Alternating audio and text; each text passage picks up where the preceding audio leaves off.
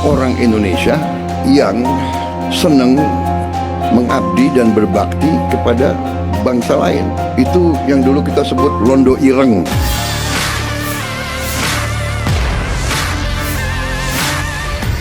Orang-orang Indonesia yang senang mengabdi dan berbakti. Guru Besar Universitas Islam Indonesia Prof. Masduki mengkritik pernyataan Presiden Prabowo Subianto yang menyebut masih ada londo ireng di Indonesia saat berpidato pada puncak hari lahir ke-28 Partai Kebangkitan Bangsa pada Kamis 23 Juli kemarin.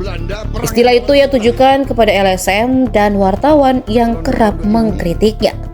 Masduki menilai pernyataan tersebut mencerminkan sikap yang kurang bersahabat terhadap pers.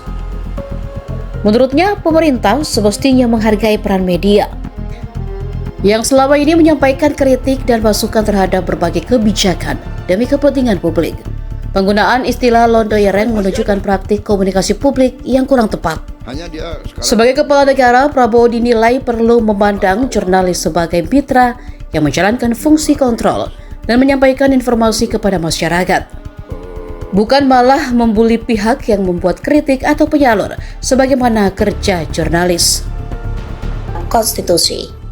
Orang-orang Indonesia yang senang mengabdi dan berbakti kepada bangsa lain.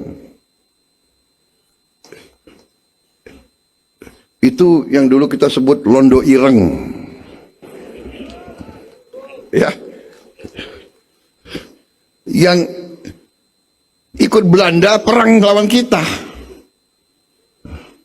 Londo-londo ireng ini sampai sekarang masih ada. Hanya dia sekarang pakai baju lain kan.